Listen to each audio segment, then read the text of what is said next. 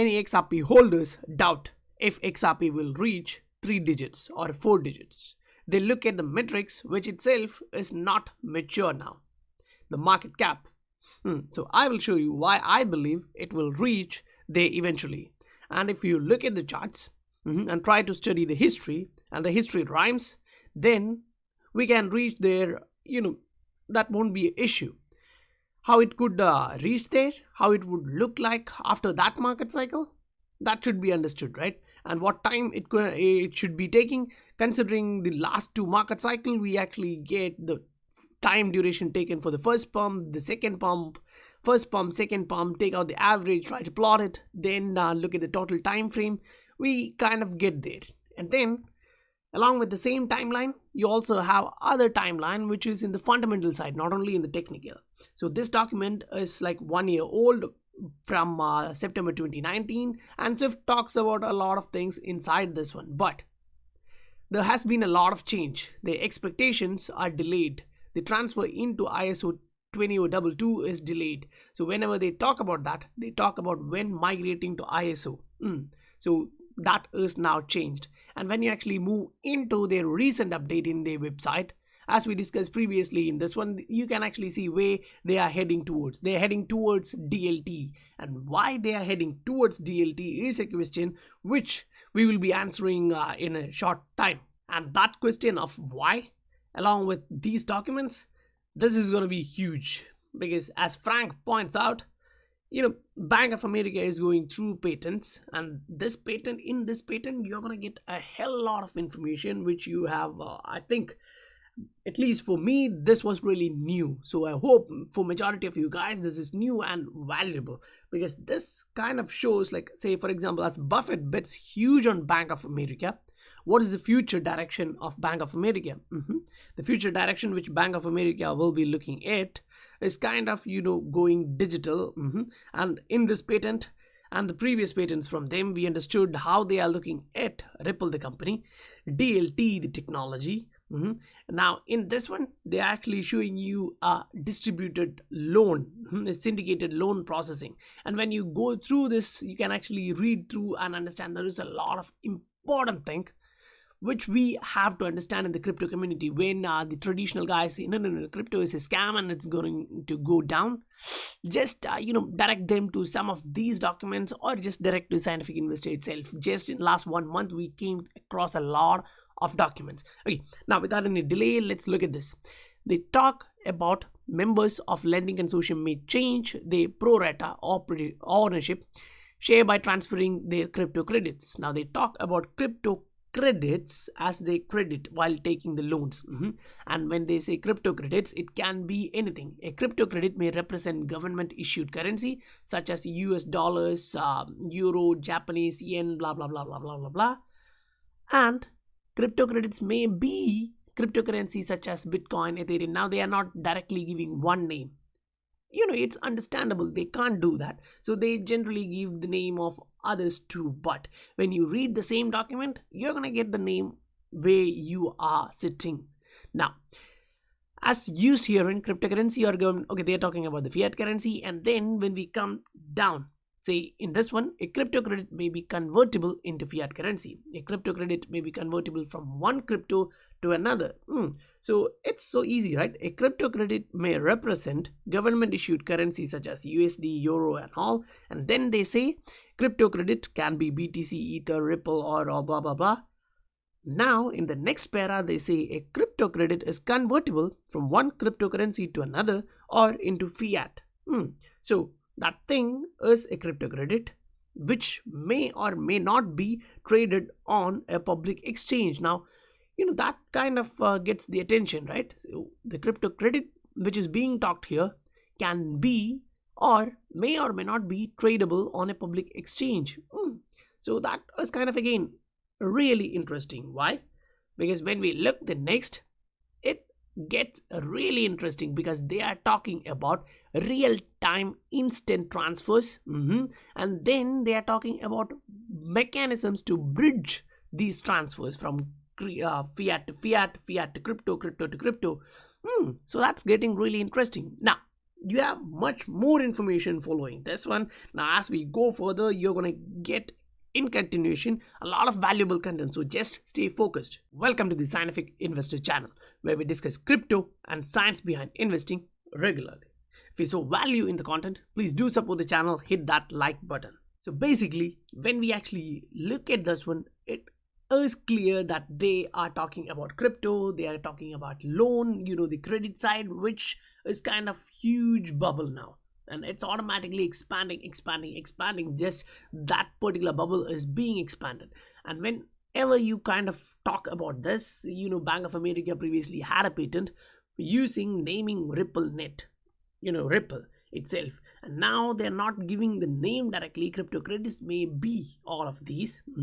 Okay, I agree. But when they come to the bottom, they're talking about it should be convertible from one form to another. Now, yes, others are also convertible, but considering the amount, considering the fee, considering the speed, it may not be what they actually need, because they are talking about real time. So when they come here, they are talking about moving in to a distributed ledger. That is key, because distributed ledger technology is providing them these benefits. Now, here they actually say, for example, crypto credits may be moved in and out of a blockchain for purpose of facilitating real-time instant credit debit transfers between parties. So it should be real-time one. The next thing, the apparatus and methods may move crypto credits in and out of distributed ledger. So they are talking about distributed ledger and blockchain together for real-time instant payment. Don't get confused. Now, apparatus and methods may provide mechanism for bridging transfers of crypto credits and conventional fiat payment schemes. So again, keep this in mind. They are talking about a bridging mechanism which can bridge the fiat to crypto credits. So the mechanism is there, right? So if you actually look at the entire figure here, now you can actually use this link and come into this one and see Fed wire, email, Swift, every different type of mechanism is there. And as we go down, they talk about smart contracts and how they can use this smart contracts to settle this one. That is the key. When we talk about smart contract, just don't think about the smart contract itself. Think about the final or the end goal of that one, right? Smart contract may be run on a computer system that record transactions on a distributed ledger. For what?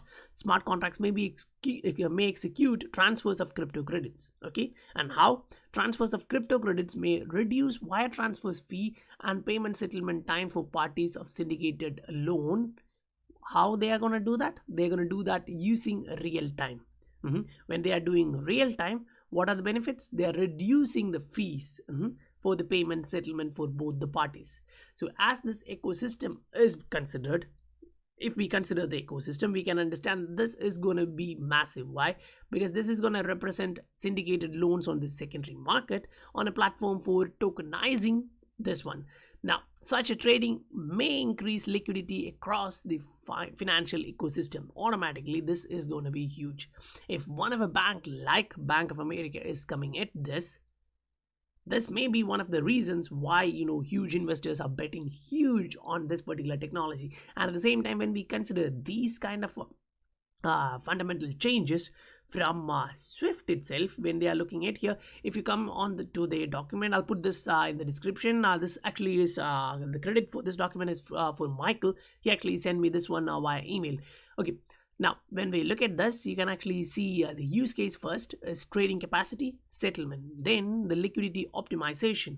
So as you go further, you can actually see them talking through the Nostro needs. And I was really surprised when they're talking about settlements and all, optimizing the liquidity, blah, blah, blah. And they end up saying, you can use this, but you need your own Nostro accounts to settle those payments. That kind of gets, again, moving back. Optimizing liquidity management, enabling a real-time view of payment across different Nostros. Now, if you still want to use Nostro accounts, I don't think that's going to be a good thing to do. Like, now, we actually came across a document from SWISSROUTE. They are enabling both RippleNet and Swift. How? If you come to the bottom, you can see a figure here in which they show you Ripple and Swift. Both are going to be together. So if you are executing a transfer from bank A via SWISSROUTE, they can use Ripple or Swift. Now, first thing first, as a bank, is a business, is an institution looking for profit. If they want to take in more customers, they need to provide cheap services. Of course, they need to do that. They need to, if they can provide it instantly, it's cool, but it depends on what cost, right?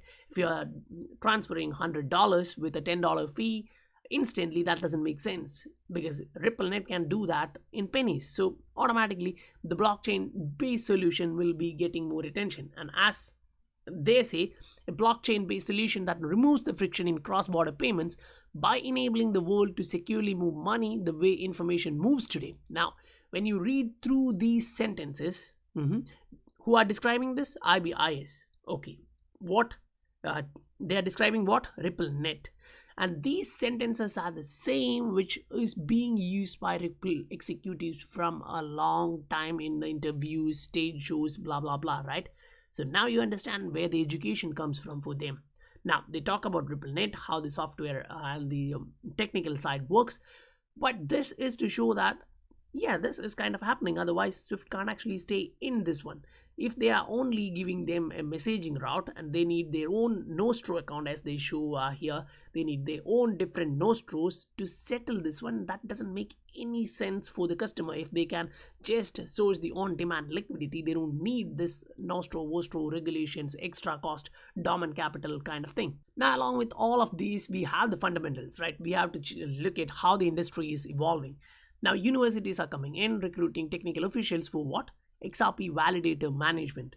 Now, that is becoming cool. So, universities are here to stay. We all know that majority of top class universities will stay. And some of them are researching on this technology, because this is emerging technology and we are still in the early phase of this one, right? Consider ourselves early. Yeah, we are not so early, like, well, the XRP price was like 0.006. We are now here. Still, the price is cheap. So as investors, we are still early. That gives us a perspective of looking forward, right? And then this one showing how it is becoming public. As we state, this is going to stay here. This is the same opinion. Like, they also have the same opinion. If you look at the congressman here from Tom, you can actually understand he's also talking about the same. And the previous interview from Brian Brooks, we saw there are positive things which are coming on our way. And this document, I actually got it from Frank, and then I went into the original document in the link given. Now, if you read through that from the top, you can actually get much more information. But the information which I kind of gave you is from, say, the 0.0286 to the bottom. But if you read before that, you will get the basic understanding about the background, why they talk about the public or unpermissioned ledger type of background things. And they also talk about may use any suitable consensus algorithm such as proof of work, proof of stake, or practical Byzantine. So they are looking also at that. They also understand the basic mechanism, how that works. So if they understand that, they also understand which is scalable, which is not scalable, because when they talk about syndicated loans, they need that scalability. We just saw in the recent pump how the fees of Ethereum network, BTC network went up high. Considering the energy consumption, I don't think that will be the way forward for them.